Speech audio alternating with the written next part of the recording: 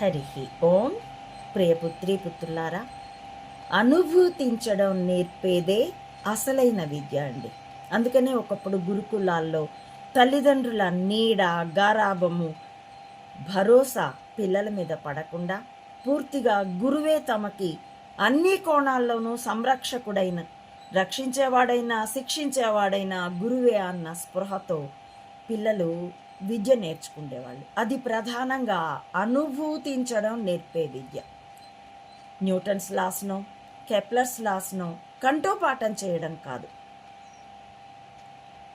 వేద విద్యనైనా ఉపనిషత్తులనైనా కేవలం కంఠస్థం చేయడం కాదు, వాటి అర్థాన్ని అనుభూతించడం.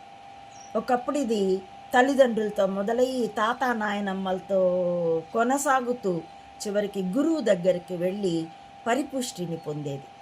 ఇప్పుడు కేవలం తిండిని, బట్టలు వేసుకొని పోర్నున్నట్లు ఉన్న వీడియోల్ని వీళ్ళు చొంగగార్చుకుంటూ చూస్తూ ఉంటే పెద్ద తరం పిల్లలు కూడా అక్కడికే తయారవుతారు.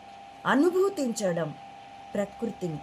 ఎప్పుడో శ్రీశ్రీ చెప్పుకున్నట్టు, హరివిల్లు విరిస్తే, పువ్వు విరిస్తే, వానజల్లు కురిస్తే, నా కోసం నా కోసం మీకోసం మీకోసం అనుకుండే పాపల్లారా నవ్వుతున్నారా నన్ను చూసి అన్నట్టు.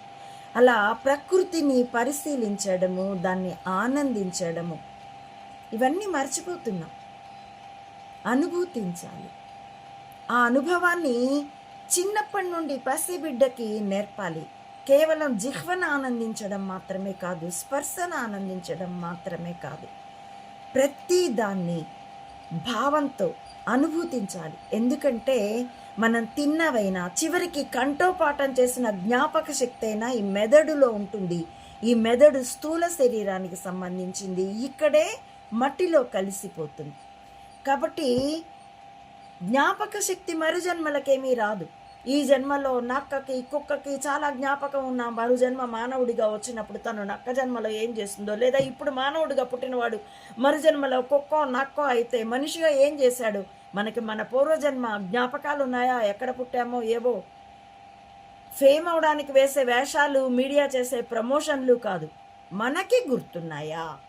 నిద్రపోయి లేస్తే నిన్నేం తిన్నామో కూడా ఇప్పుడు గుర్తుండదు. జన్మలు మారి వస్తే చావు తర్వాతది చావు దీర్ఘ నిద్ర, నిద్ర చిన్న చావు అంటారు పెద్దలు.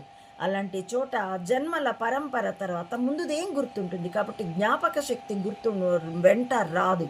కానీ అనుభూతించినదైతే సూక్ష్మ శరీరంలోనూ ఉంటుంది. అక్కడి నుంచి గుణాలుగా గట్టిపడి లింగ శరీరం